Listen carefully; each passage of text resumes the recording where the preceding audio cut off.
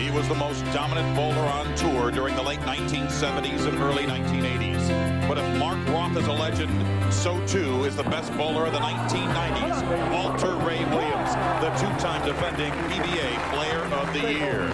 Today, they're both after yet another title, but the veteran Tom Baker may have something to say about that. And so too may our #1 seed, Dave Traber. The 1998 Peoria Open title is up for grabs.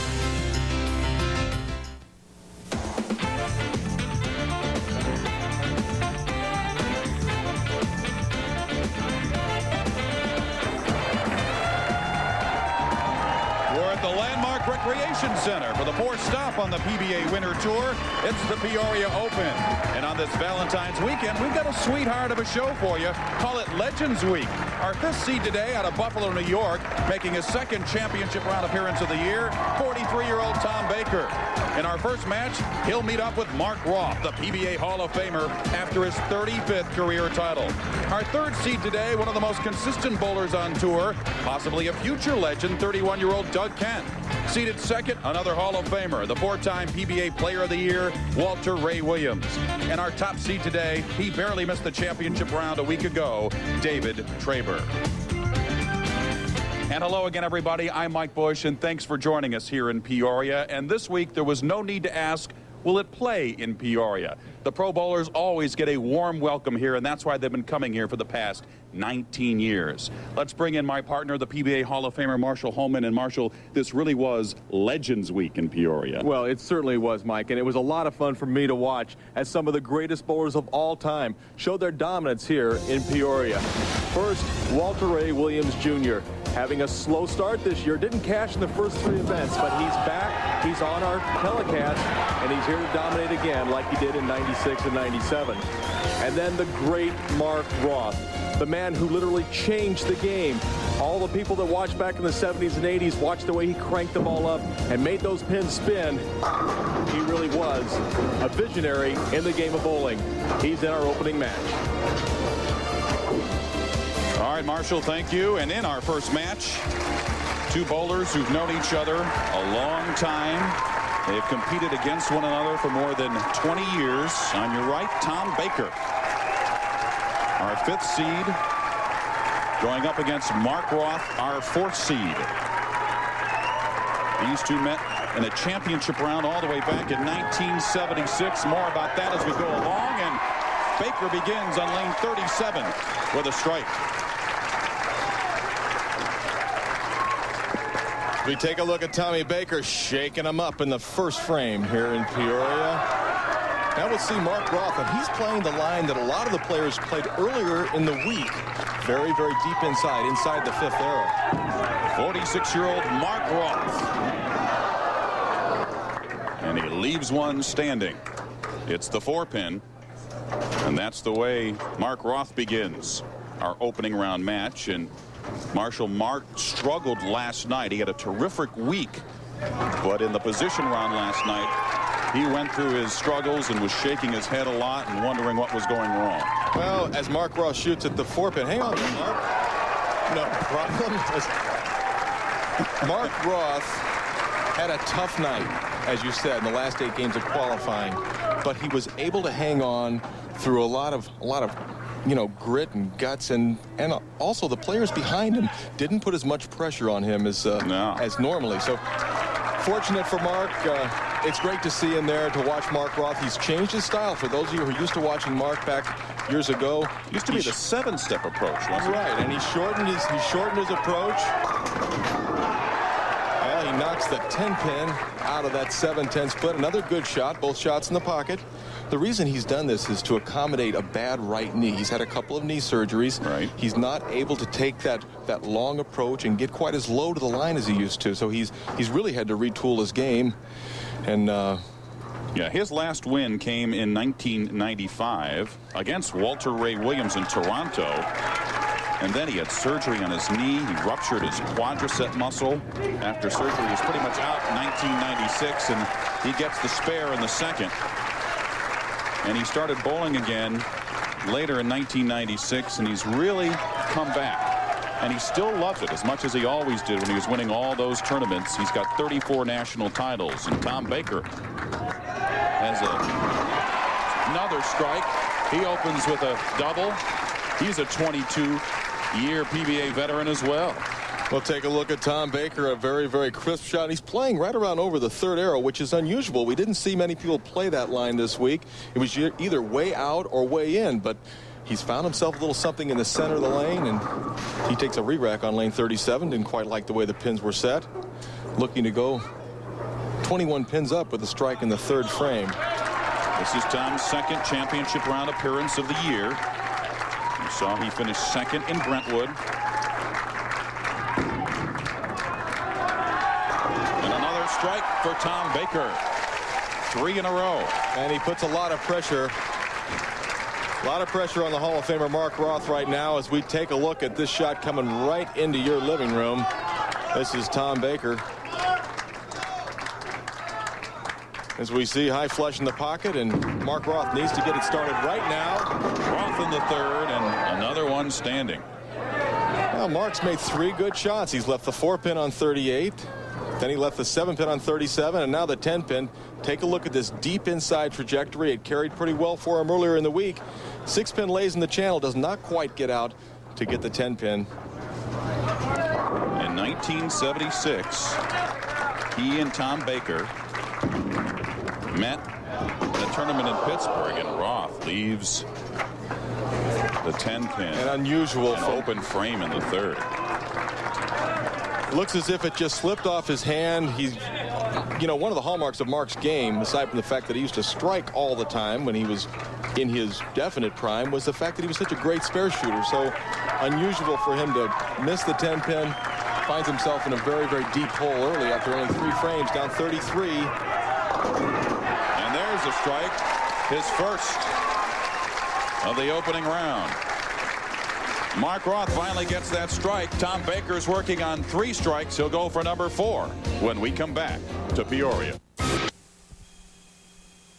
ESPN is brought to you by Ginkgoba. Sharpen your concentration with Ginkgoba, the natural supplement. Think better. Think Ginkgoba.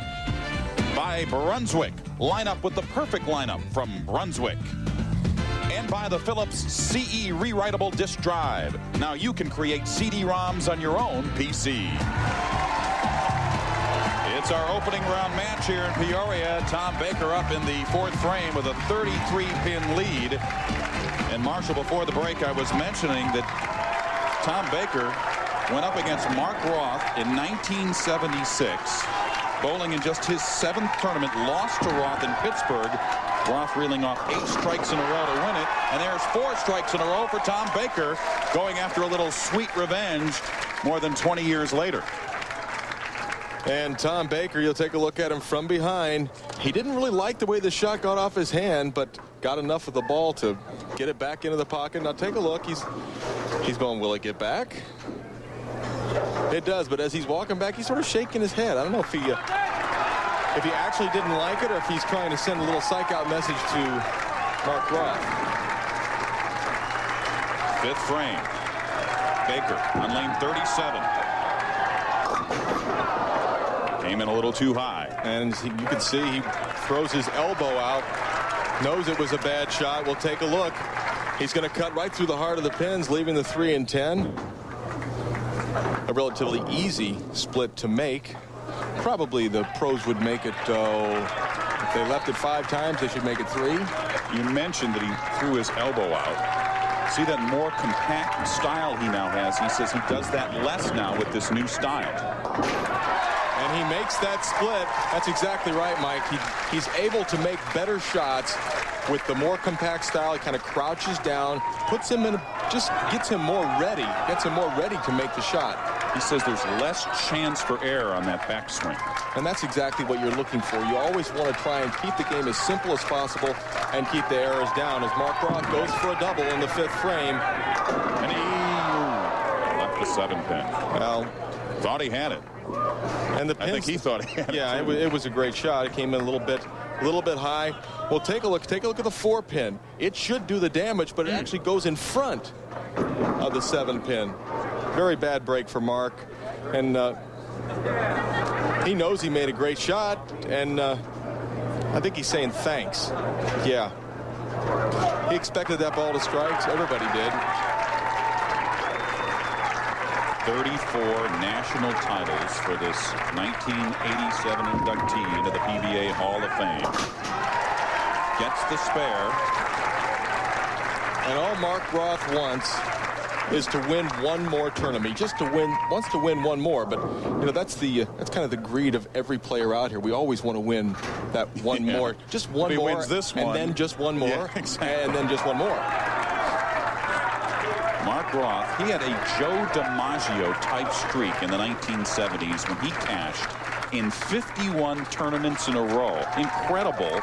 And then he missed cashing by 2 pins, and the next week started a whole new streak, 21 in a row. And there's another strike for Mark Roth in the 6th. Well, what should have been 3 strikes in a row is nothing more than strike, spare, strike. We'll take a look at the ball coming at you from that deep inside angle that Mark Roth is playing. And, you know, all you can do on Pro Bowlers Tour is make a great shot and hope the pins will fall over. Sometimes they don't. Tom Baker working on a spare, and he gets the strike in the 6th frame. Well, right now, Tom Baker has hit the pocket. As we see Tom Baker once again, as I was saying, he's hit the pocket every time but once. And every time he has hit that 1-3 pocket, he's struck. Mark Roth has been in the pocket every frame, and he only has 2 strikes to show for it. So it's 5-2 as far as the carry is concerned, and that's what wins out here. Baker in the 7th, up by 41 pins. Just adding to the lead. That's the shot he was looking for, Mike. Tom Baker has a 51-pin lead over Mark Roth. Roth's got a lot of work to do when we come back. It's all the latest information about the PBA Tour on the internet. Check out the PBA's new website address at www.pbatour.com. The site, which is sponsored by Brunswick, features the latest tournament standings, stories, stats, and coming soon, live chat with the pros. Dial us in at www.pbatour.com. Now, Mark Roth better dial in a strike right here. He's down by 51 pins.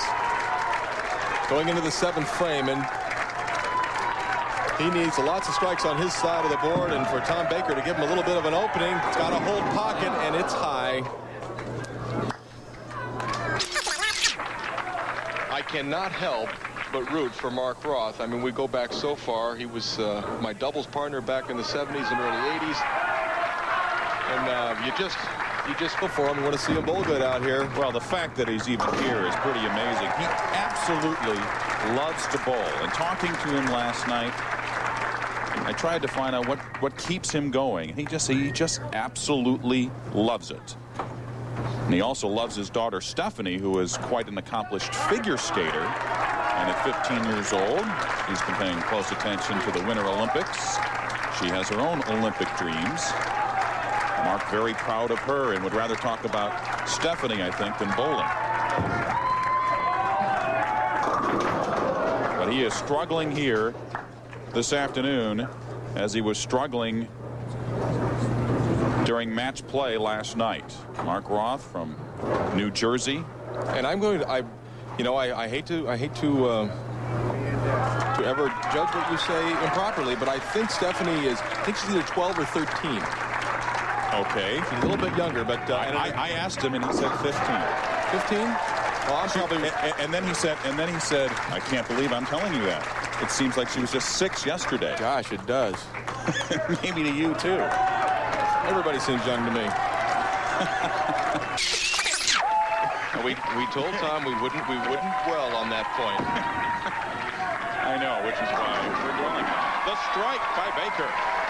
Tom Baker really making a statement here in the opening match against Mark Roth. Take a look at the power of Baker's shot. He's got the outside trajectory going down around the 14 board. Watch the 5-pin. Bang. Just annihilates the rest of the pins.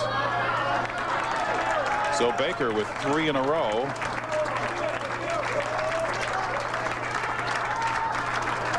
In the 9th, 63-pin lead.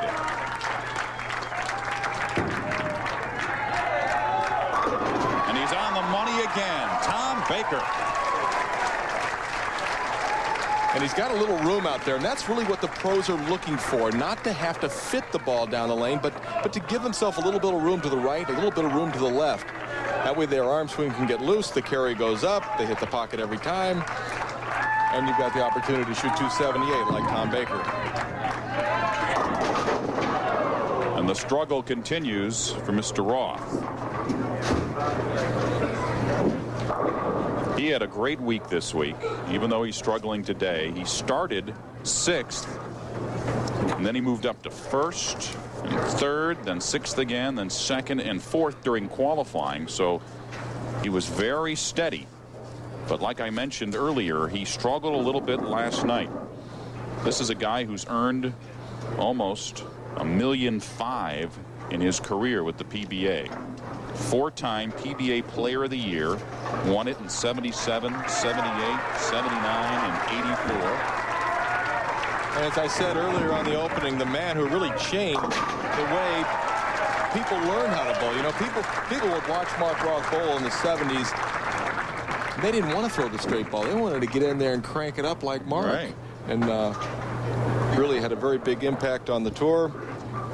Well, think about this. In 1978, he made the top 5 almost 60% of the time. That's unheard of. That's truly amazing. And I've seen him throw some great shots. He won 2 tournaments in a row. And there we go. Through the summer of 1978, had a chance to win his 3rd one. Baker giving him the salute. Baker's happy to see him throw some strikes. He needed to strike out in the 10th frame on a lane that he had not struck on the entire game in order to win his third tournament in a row.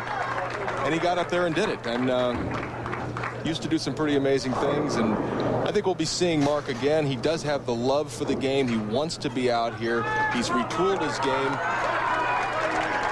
And even though it can be no better than 192 today, Mark, it's good to have you back, buddy. In the 10th. 2 in a row for Roth.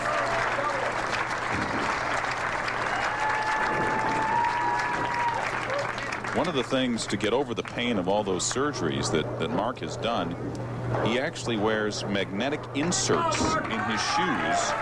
And I was asking him about that. He doesn't know why they work, but he says they work. Well, he says he's pretty much pain-free now. That's great. And whatever it takes, he really did go through a couple of years of a lot of pain with his knee. And well, isn't that a fitting way to finish? Never caught a break the whole game, buddy. Mark Roth with a 190. He'll finish 5th this week, and I know we all want to see him back again in the coming weeks. A big round of applause out of respect for the legendary Mark Roth. And now Tom Baker finishing out the opening round with yet another strike. Baker has a strike in every frame this game except the 5th when he left the 310. Well, Mark, going to have to try and get him next week at the PBA National in Toledo. He'll be there. Baker into that shortstop-like crouch. Came in a little low that time. A little bit light in the pocket. It'll be 265 with a conversion, and for Tom Baker and Mark Roth, a nice hug. They're good friends, both from New York. And known each other a long time. Yeah, and you know, and Tom wanted to win that match, but you hate to, you don't want to put it to Mark like that. You just really don't want to do that.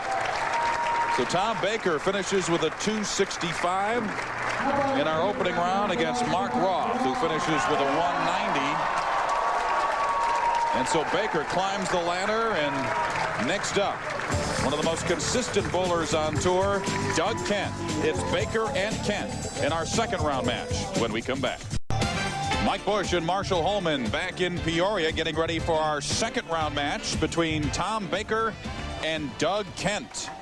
And later today on ESPN, the seniors hit the links for the final round of the GTE Classic from the Tournament Players Club of Tampa Bay. It's the Senior PGA Tour on ESPN. Let's go down to Marshall Holman. Marshall? Thank you very much, Mark. Gosh darn it, you know, you bowled good out there. Your carry just wasn't very good. Nah, carry was a little tough this afternoon. I missed temp, and then they start hooking a little bit more in the middle of the game, so that just kind of took me out of the match. Tommy just hit the pocket and carried. It's just who carries and who doesn't. Yeah, well, like you said, Tom Baker, he started out hot, really only gave you one opening in the 5th frame when he left the 310, then he made it.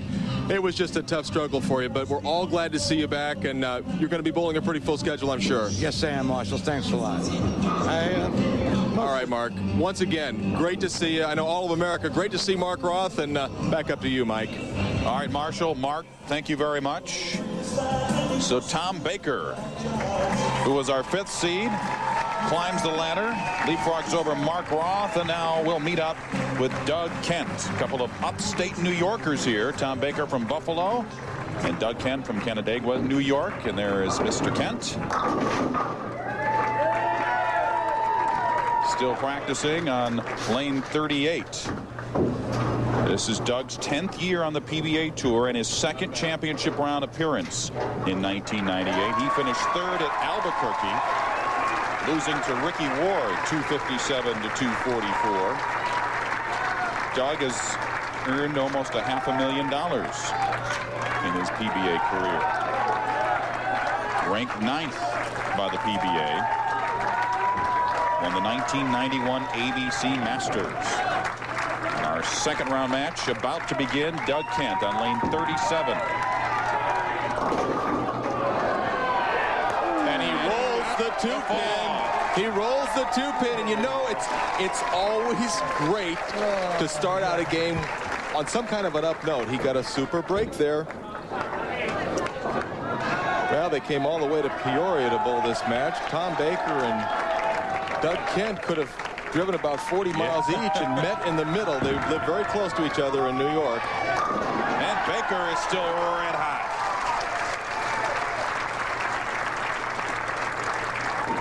Well, that opening shot of Doug Kent's didn't bother Tom Baker. As you can see, boy, you just want to put the ball there every time.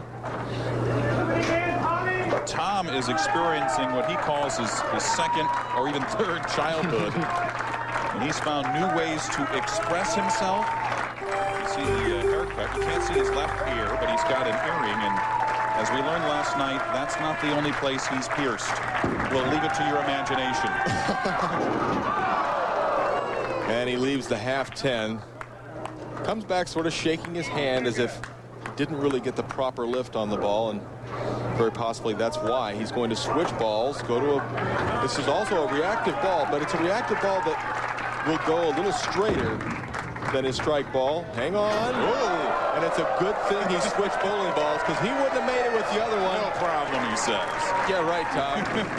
But no problem. When you're shooting at a single pin, all you have to do is just touch it. But that's taking it to the extreme, Tom. So Baker opens, strike spare. Doug Kent in the 2nd frame. Trying to take an early lead and to take advantage of the good break in the 1st frame, and he's done it. Kent opens with a double. The game goes by so quickly, Mike, and if you're fortunate enough to ever get a good break, you have to capitalize. That's exactly what Doug Kent has done. Rolled the 2-pin on lane 37. Now he's back up on that lane. Will he have to make a little bit of an adjustment? He's going to. It's either going to be in speed or the way he moves left to right on the lane. This is a very consistent bowler. A year ago, he cashed in 24 of 26 events. A little more hit on it. Yeah! He went for extra fingers. You could see it in his delivery. Didn't slow the ball speed down, went for extra kick. We'll take a look and watch when he releases the ball. Watch his fingers rotate up the back of the ball with a lot of wrist lift kick. Gets the pins to fall over. Tom Baker, who had it very, very much his way last game, finds himself 20 pins in the rears going into the 3rd frame. And that's the same half 10 he left the last shot, Mike. So Tom Baker opened with a strike, the spare in the 2nd, and now a 9 here in the 3rd. Baker opened with a 265 to 190 win over Mark Roth, and now he's struggling a little bit as he moves over to lane 37. You realize that wherever Tom Baker goes, it's going to be the very simple one-word question: where? Yeah, exactly. After your lead-in. Yes. Pierce the left ear. And what he said was that he gives a present to himself for performing well in tournaments, and he'll pierce just yet another part of his body. I said, did it hurt? He said, oh yeah. This has got to stop, Tom, and you need to start striking. Well, he pierced the pins there. Finally a strike for Tom Baker. The strike in the first, followed by 2 spares, and now a strike in the fourth for Baker.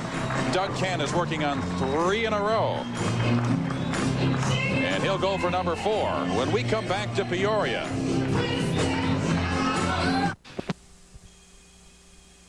Sponsor Bowling Rich's scholarship event for youth bowlers, the American Scholarship Tournament. You can find information on how to enter the American Scholarship Tournament by visiting the PBA's website at www.pbatour.com or by calling toll-free at 1-888-BOWL-AST. Doug Kent with a 21-pin lead in the 4th frame in our second-round match here in Peoria. This is the lane that he came in high flush on last time. After commercial, another great shot. You know, I was talking with Doug last night, and he said, Marshall, you're not going to tell everybody what a bad spare shooter I am again, are you? As you see, just a nice high flush in the pocket. And, you know, hopefully, Doug, I won't be able to tell anybody what kind of a spare shooter you are this game if you just keep on throwing those strikes. Well, the interesting thing about Doug this week is he told me he never really felt comfortable all week. He fished around the whole time trying to find the proper feel, and he says he never really found it, and yet he made the top 5, was the 3rd seed in the tournament. I believe that's indicative of his great talent. Hang on, ball. Doug Kent giving Tom Baker a little of what Tom Baker just gave Mark Roth. We'll take a look at a great shot from the center of the lane. Doug Kent. And he's got both lanes figured out now. No good break on that shot, just a great shot. Tom Baker, former high school football fullback. I think he was a little bigger back then.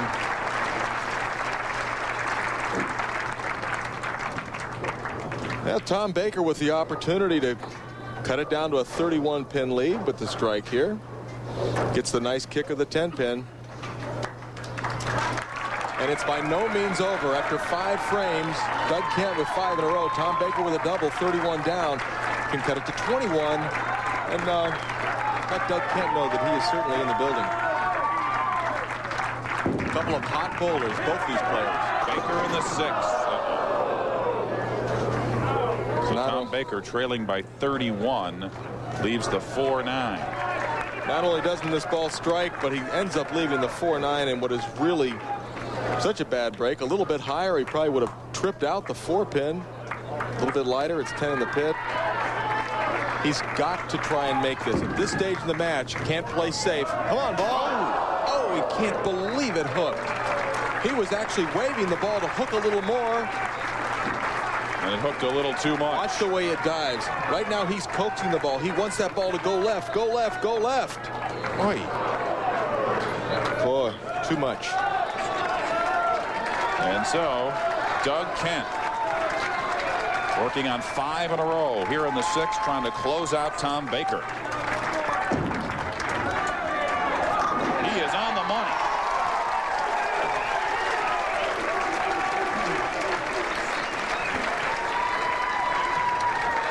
Another great shot. Watch the projection.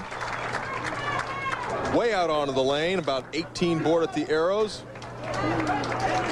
17.5 board at the pins, and a great reaction from Doug Kent. He won his first PBA title back in 1996 in Detroit when he ran the ladder. He won the Japan Cup last fall. This is his 2nd championship round appearance this year. And he wants to be the man. He really does. And if he loves the competition. Another great shot. And if he wins this game, which it certainly looks like he will, you want to be the man, Doug Kent? Well, you're bowling against the man. It'll be Walter Ray Williams coming up next. Take a look at this shot. It's like a broken record. Just high flush, high flush, high flush. Baker in the 7th. Well, not to be for Tom. It's going to be a tough go for him this game. It's pretty much done. You know, if Doug Kent, if he can put together 5 more strikes in a row, and I don't believe it's too early to start talking about this, for a 300 game in the 2nd round of the championship finals, PBA is going to award Doug Kent with $15,000. I want to see it happen. We've come close a couple of times so far on our PBA Winter Tour. And what's interesting is that Doug is doing it playing a line that really wasn't used that much this week. And Bakes finally knocks them all down. Only his 4th strike of the 2nd round. And now Kent working on 7 in a row with a 67-pin lead. Well, as you can see, he's had 9 career 300 games, never on television. The pressure keeps mounting with each shot that he throws. In the 8th frame. Hurry up! Hurry. Hurry up! Shot was bad off his hand. He knew it. A nice round of applause from the folks here in Peoria after 7 in a row, the 9 and the 8 for Doug Kent. And we'll take a look at a ball that just comes in light. Remember, he rolled the 2-pin in the 1st frame, and not to be here in the 8th.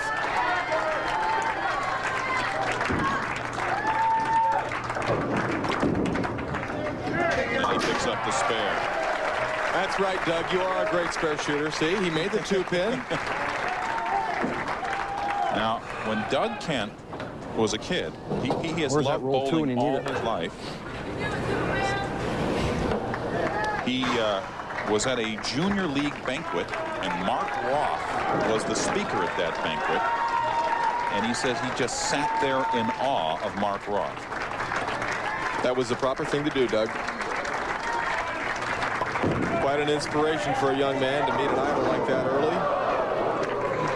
And all of a sudden, Doug having a little bit of trouble controlling the pocket. Comes in light on 38, comes in high on 37. And it's not going to be a problem in this match, but what does that do? Does it get you thinking for the next match? Well, right now, what it does is it gives Walter Ray Williams Jr. just a little bit more confidence to see that Doug Kent does have a little bit of a struggle going on right now late in this game. He's got to be thinking about getting himself in stroke because he's got the toughest player in the world coming up. So the spare in the 9th for Doug Kent with a big lead over Tom Baker.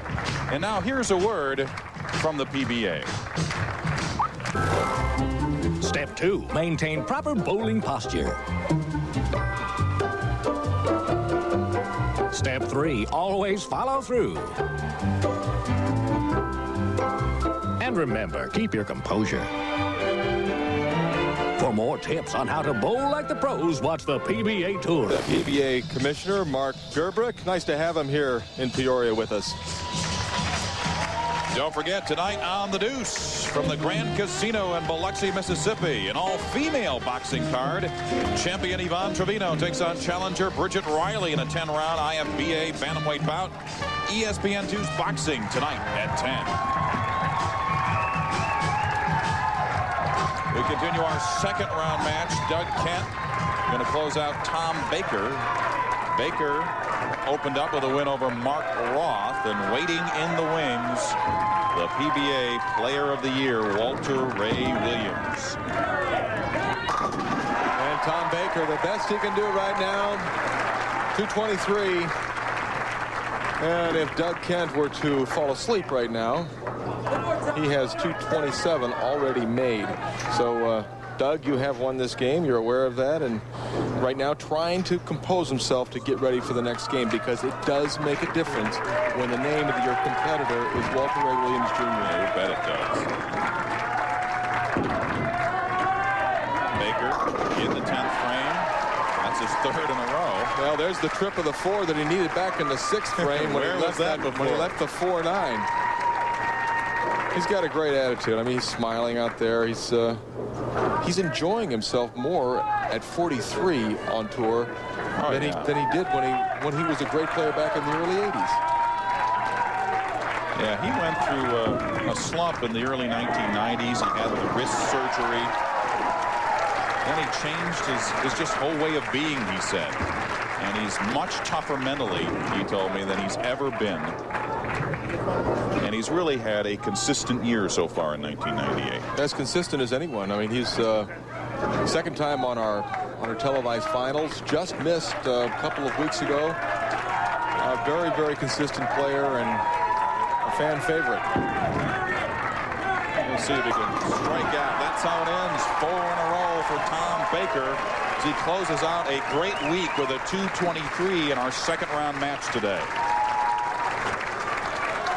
Now it's time for Doug Kent to get back to business. Here we are in the 10th frame. Let's prepare for the next match, Doug. That's pretty good preparation. That's the way he wants it. You know, look how serious he is. He's not taking anything for granted right now. He knows the task ahead of him is a tall one.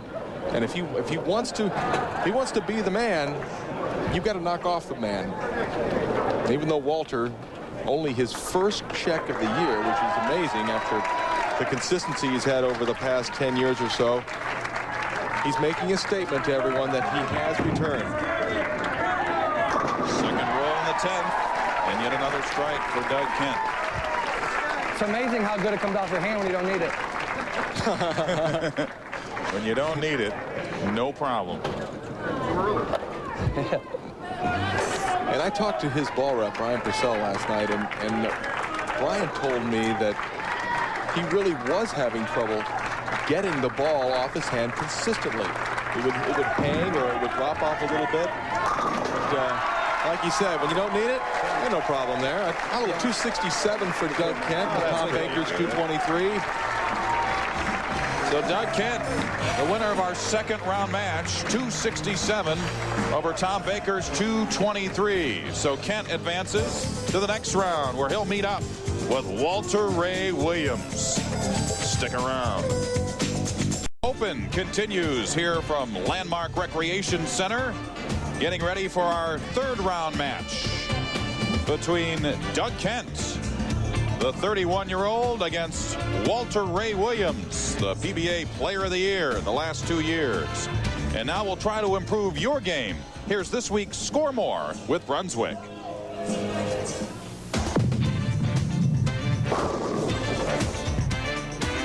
The long slide, the short slide, no slide.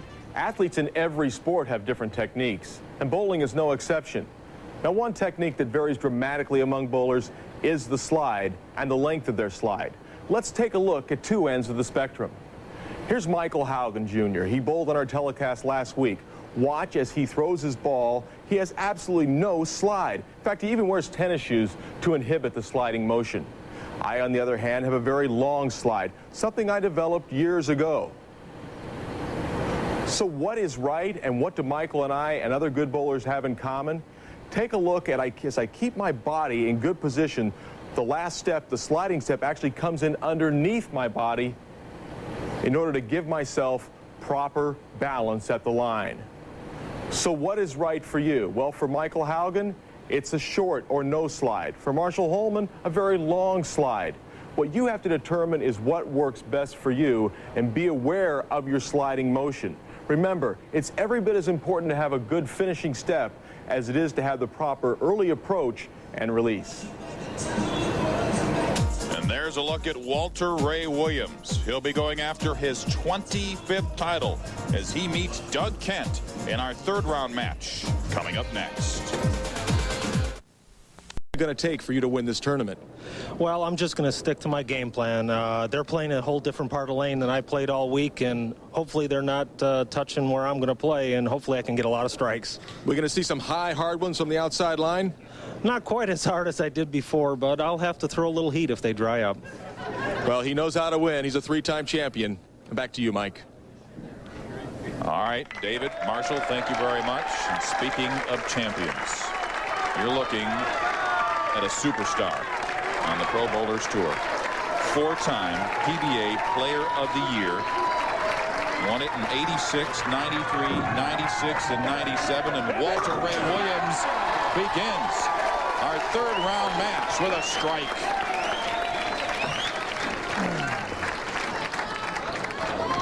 We see the ball of Walter Ray Williams going into the pocket in such a nice fashion, right in the high flush zone.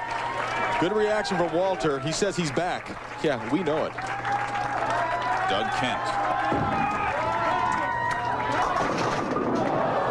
continues to struggle. He struggled toward the end of the last game against Tom Baker. That was not very good. And no, it was not very good. Maybe a little bit of self-doubt creeping in on Doug Kent. Important to stay focused.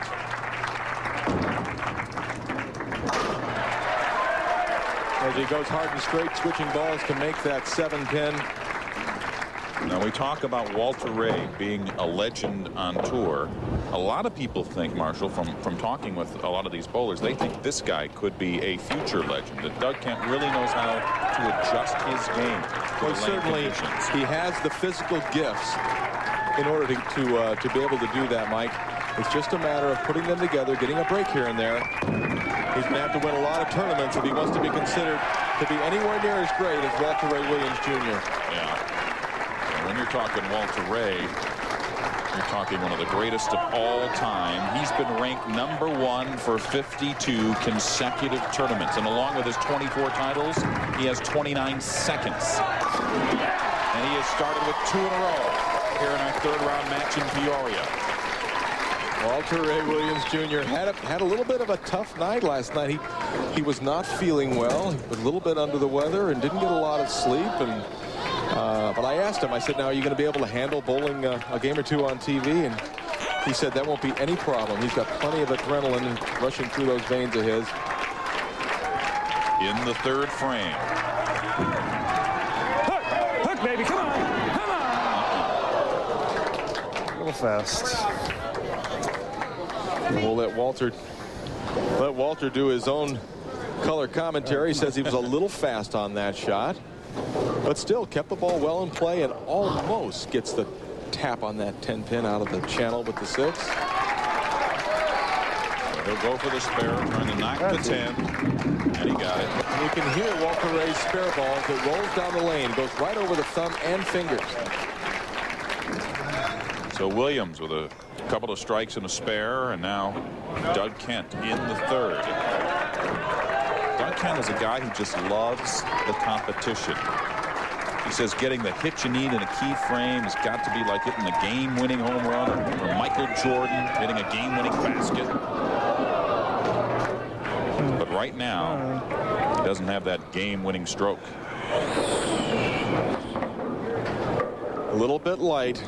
Doug Kent needs to slow the ball down a little bit or juice it up a little more, but this is not going to get it done against Walter Ray Williams Jr. Now he's left himself with a difficult spare. Needs to fit the ball in between the 2 and the 5. Goes hard and straight from deep inside. A very nice conversion. Trails by 9 pins right now. What was that about him being a lousy spare shooter? See, we make a good shot. I never said he was a lousy spare shooter. I said that at times in the past, let's preface that's in the past, he's had some problems on television. This is the new improved Doug Kent. In the fourth frame. Down by 9. Oh, yeah. He liked that one from the moment of release. The players can tell when the ball goes off their hand. They can feel it. He gets the good projection out onto the lane. Right now, he's saying yes. He knows that ball's going to hit. Watch the 10-pin. Bang, right off the 6. Walter Ray not wasting any time. And Walter Ray's got a little bit of room to the right. I did not think that ball would recover and get back to the pocket. He bowled a 300 this week here in Peoria, the only one of the week. They worked that time. trouble saying his fingers worked that time. As I've said in the past, Walter Ray's greatest asset is that he makes the commitment. He's not afraid to throw the shot. He doesn't lay through it. He goes ahead and just fires right through the release point, whether right or wrong. And that time it was a little bit wrong. Come on, take it easy, take it easy. Come Leaves on, the 2 pin. And he's talking to himself when he's saying, take it easy. Open at him. We'll watch the pins rattle down, but this little guy right here, no help, Walter. And the spare in the 5th.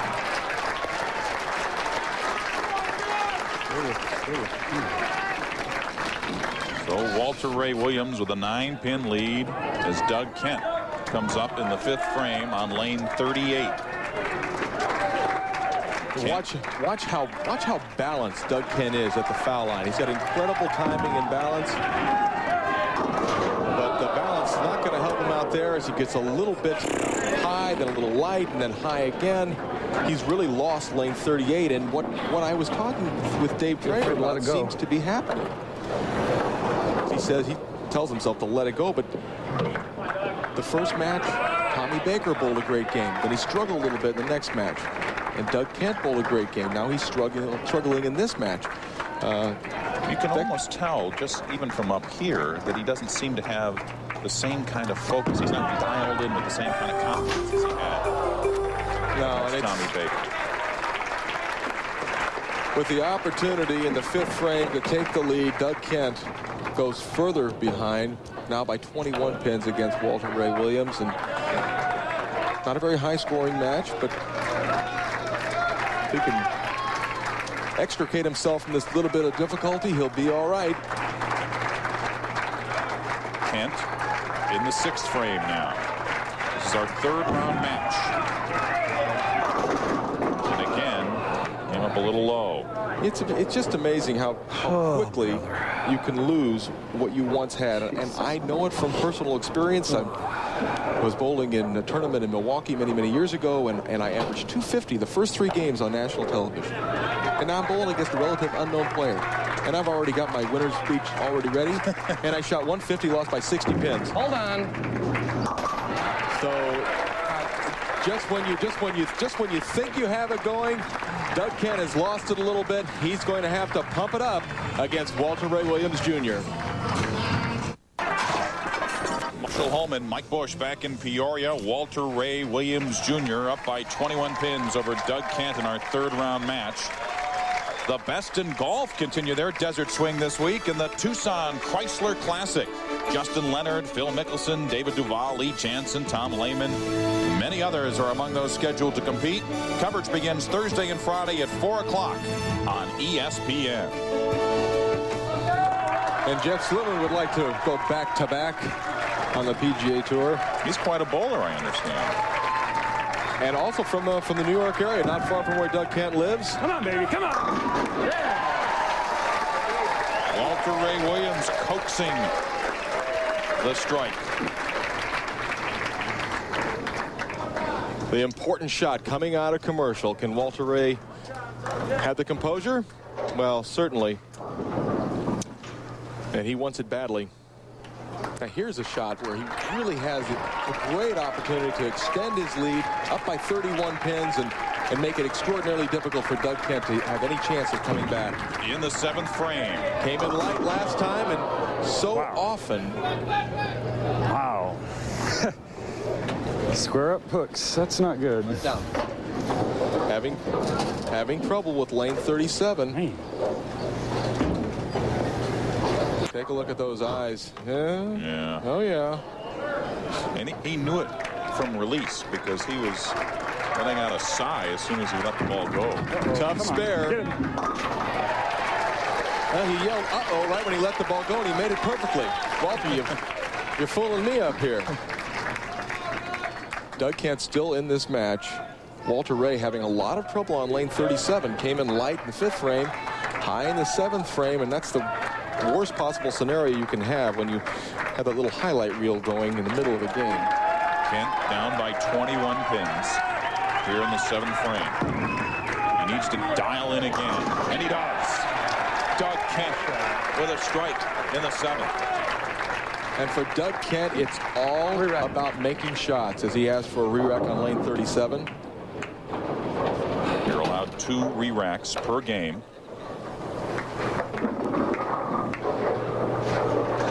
Doug Kent coming right back into your living room again. Watch the 6-pin, bang, takes care of the 10. In the 8th frame, to cut the lead to 11, and more importantly, really send a message back to Walter Ray Williams. Doug Kent needs this strike. I know his boy Jacob is yelling and screaming for daddy right here. And he liked that shot. He started to go down on one knee. Thought it was a good shot.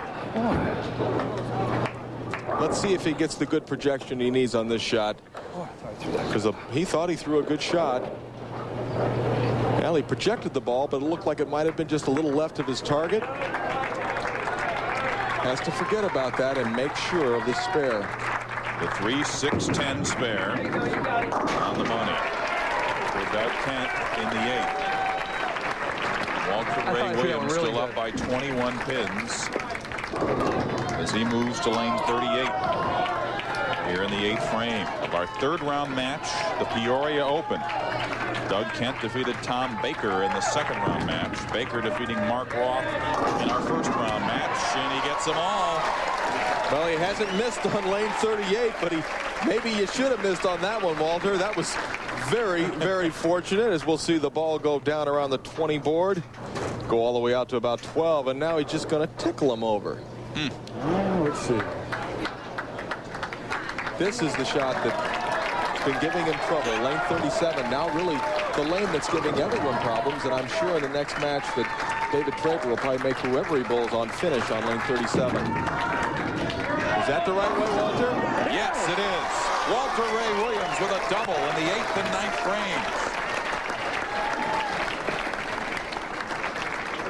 frames. Take a look at the power. Watch the 5-pin. Right in to that 7. That takes the damage, does all the work.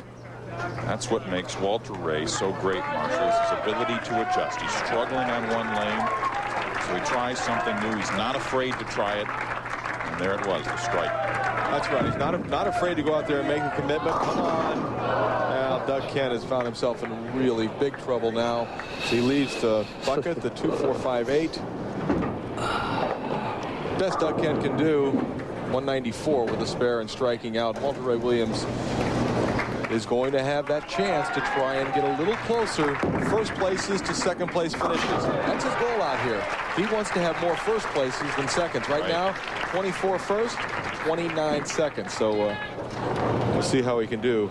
Well, the first David Traber. The first person that Doug Kent called yesterday after making the telecast was his mom, Nancy.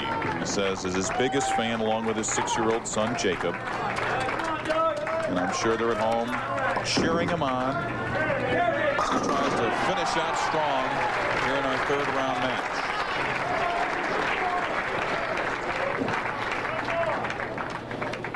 The frustrated Doug Kent, 31 years old, from Canandaigua, New York. A couple frames late. Finally figures out the lane, and he says, a little too late. Has all the natural ability, but has not gotten it done to the extent that the players, his peers, think he should. He's got that much raw ability. Yeah. He'll shake it off, and he'll be back again soon, I'm sure.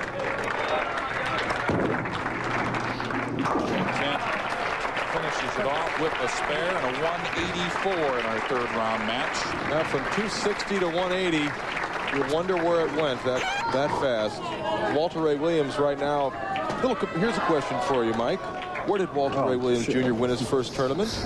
I think it was here in Peoria back in 1986. Bingo. The same year he won his first PBA Player of the Year award. And you see Walter Ray Williams moving outside. That is a test, ladies and gentlemen. He wants to see if there's something out there for him in the next match. And I would think by that reaction that the answer to that question is a resounding no. So he will not be trying that again? I would think not. I mean, when you see that kind of reaction, you want to bolt away from it as fast as possible. He's going to try and make this so we can get another shot. Hook. He's got it. He's got it. And right now, that gives Walter Ray the opportunity to adjust one more time. Another shot. Take a look. It's a makeable split. Watch as he gets the ball to the left of the 2-pin. Left of the 2-pin. That's actually the 4 going into the 8. The 8 goes into the 10, and that is dead-eye. Walter Ray Williams Jr. as he moves back inside. He'll stay there. Strike. Walter Ray Williams closing out Doug Kent in our third-round match, 215 to 184.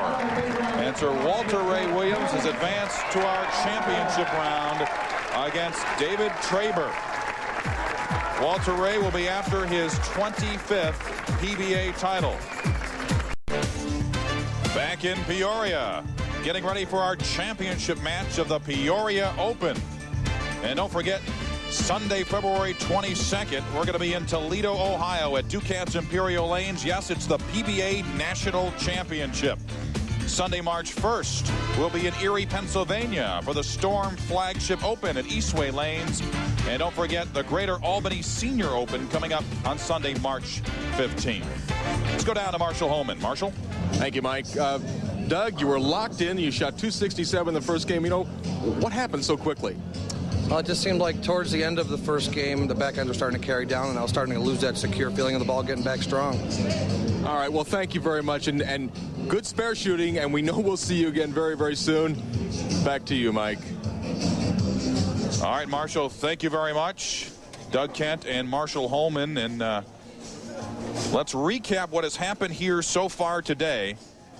Tom Baker and Mark Roth were in our opening round match. Mark Roth, of course, the legend, but he struggled, and Tom Baker advanced to the second round where he met up with Doug Kent.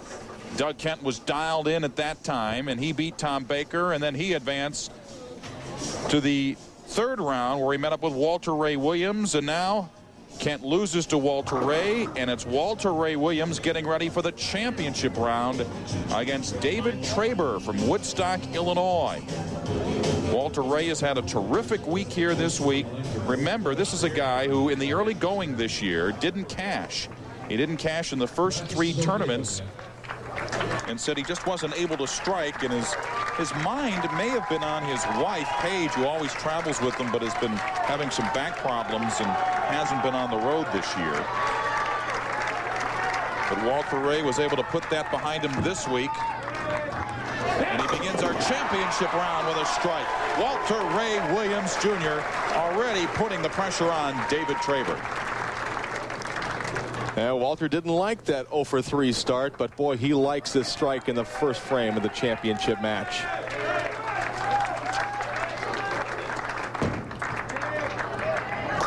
Traber starts with a strike. And there's Melissa. Melissa's got a mic on, so good shot. Yes, it was. Dave is a 15-year veteran with 3 national titles to his name, 29 career 300 games. He's 35 years old, ranked 38th by the PBA. And he won the PBA National Championship in 1994, defeating his brother Dale in the title match, 196 to 187. Going for the early double. Great shot, leaves the half 10, and they have some history. Walter Ray Williams Jr. and Dave Traber, they have bowled for a title in Rochester, New York. Walter Ray Williams Jr. got the better of that match, and you know a little revenge would be sweet for Mr. Traber. This is a guy who was so frustrated he actually quit for a month or so last fall, considered getting a different job because he was struggling so much. But then he started looking at tape, bowling about 25 to 30 games a day, 5 days a week, and he found his game again, and here he is in the championship match, our top seed today, But he's going to have his work cut out for him against Walter Ray.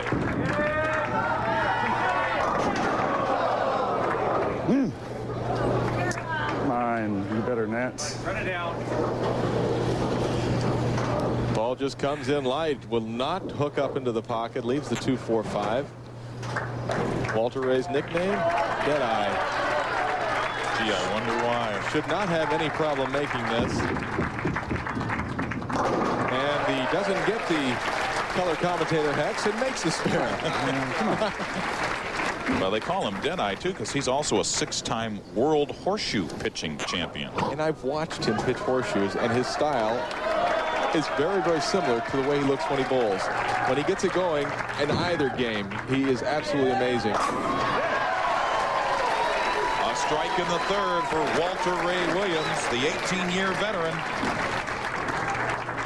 And Traber up in the third. You can see in match play, David Traber was just rolling. Hard and straight, that's Dave's game, and high flush where he likes to put it. Now he made a good shot on lane 37 last frame in the second. As we take a look, another look at Dave Traber, watch the way he stops and then really pulls the ball through. Maybe not something you teach everyone, but Dave knows his game and really understands what it takes for him to compete at the highest level. Works for him. He had a streak of at least one title per year for 3 years until last year, and that's when I mentioned that he struggled trying to start up another streak. He's got to stop. Great shot for Dave Traber. He really wants this bad. I mean, this is a very important match for him. Getting some encouragement from his wife, Melissa. And he actually, Walter Ray Williams actually put out his hand and, as to say, nice shot as he was coming back to tie the match in the fourth. No, there's that 10 pin. Now there's the solid 10, and we really haven't seen too much of that. Yeah. Good shot, Walter. Once again, now listen to Walter Ray Williams as he shoots the 10 pin. You'll hear the ball actually bouncing. So the spare for Walter Ray in the fourth frame, down by 10 pins to David Traber as he switches to lane 37. Walter Ray Williams averaged 230 on this pair. A lot of those bowlers look like they're kissing the bowling ball, but they're actually blowing into the thumb hole. A little bit of moisture. Fade. That ball was left of his target. He's yelling fade, fade, fade, fade, fade, fade, fade. Walter usually gets what he wants.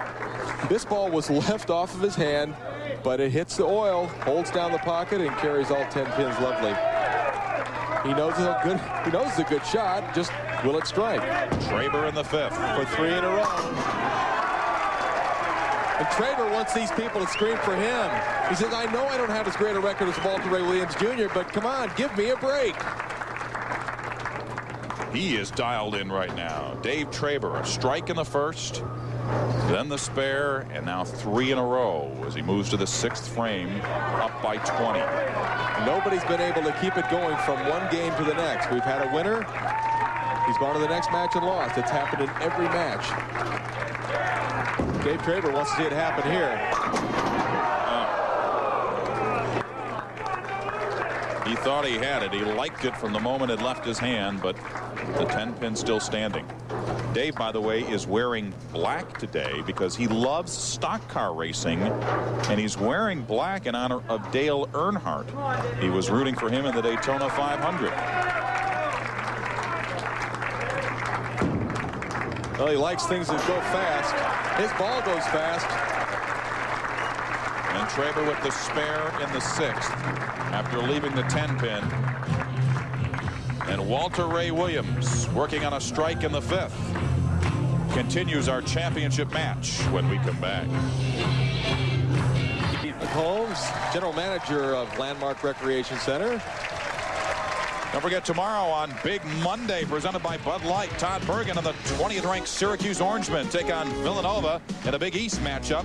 At 9:30, it's Rafe LaFrentz at 3rd-ranked Kansas versus Colorado. And at midnight from the WAC, it's number 11 New Mexico and forward Kenny Thomas battling the running Rebels of UNLV. Tomorrow is Big Monday on ESPN. Our championship match continues. Walter Ray Williams Jr. in the 6th frame, down by 19 to David Traber. That looks good, baby. Come on. Oh, good enough. Oh, God. Oh, man, I like that one. He liked this shot, but it's going to cut high in the pocket. Ball hooking in front of the 9-pin. Trips the 4-pin out, but the 9 stands. And he just left a solid 10 on that lane. Threw another shot he liked, left the 9-pin. And frames are running out for Walter Ray Williams Jr. Will it be first place number 25, or will it be second place number 30? What's amazing about him, to me, is the fact that, you know, he didn't cash in the first 3 tournaments this year. And even though he's won 24 titles and is in the Hall of Fame, he said he was questioning himself and whether he still had it. He's still got it. It looks like he's still got it, and that is very, very natural. You know, as we take a look at the pin reaction from Walter Ray Williams, dead solid, and he knows it's a great shot. Now, can I figure out lane 38? As I was saying, once you start repeating something, it becomes easier to repeat it, whether it's good bowling or bad bowling, as in Walter's case. As we see Dave Traber, he has struck 4 times, and he's left 3 half-tens. A half-ten is when the ball is not quite full in the pocket. Pin does not come out of the channel. The 6-pin, as we see it coming right at you. Watch the 6-pin. It tries to come out of the channel. Doesn't quite get there. Traber with an 18-pin lead for the spare in the 7th. Traber, a good spare shooter, as are most people who throw the ball without a lot of hook. Come on, get one here. Melissa seems to be approving of husband Dave. And poor Melissa, I mean, all she could do is just kind of sit on her hands and pray. And it's very difficult for the wives out here.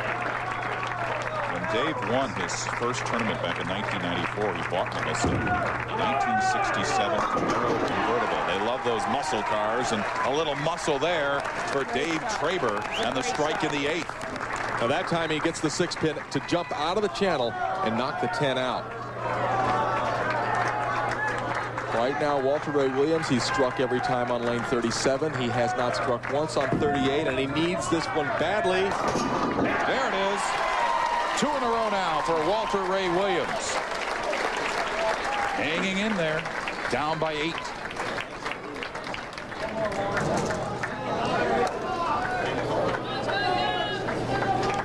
Walter Ray Williams began this match with a strike, but you can see it's been spare, strike, spare, strike, spare, and now the double. Hasn't missed on lane 37. This is for the opportunity to take a 2-pin lead.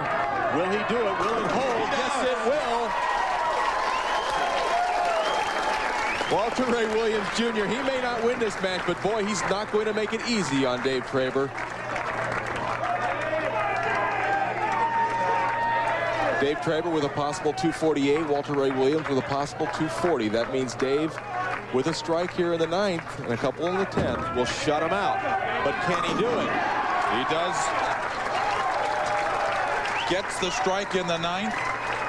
That's 2 in a row now for Traber, and an 8-pin lead. Traber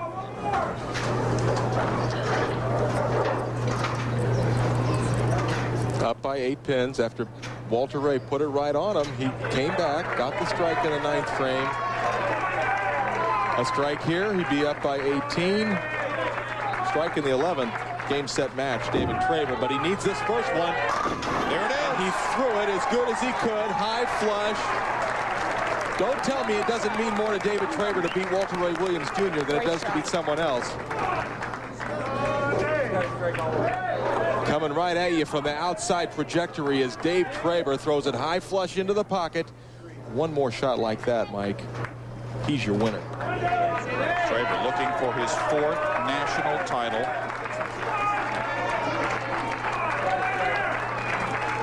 For the championship. He did exactly what he needed. High and hard. That's Dave Traber's A game. There's tears of joy from wife Melissa. And a congratulations from Walter Ray Williams Jr. Go ahead, Dave. You can smile now. And Melissa, go ahead. Enjoy the moment.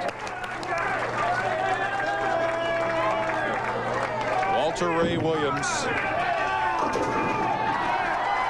will come in second place. He got them all. He got them all. That was not his best ball of the game, but they all went a-falling. And it was that kind of week for Dave Traber, your winner of the 1998 Peoria Open, and a big hug from his wife, Melissa. Good luck. And quality finish from Walter Ray Williams. Now let's take a look back at today's key moment in our matches, the Ginkoba moment of concentration. Take a look, Dave Traber, high and hard. That's our Ginkoba moment of concentration. Think better, think Ginkoba. Dave Traber, he's your champion.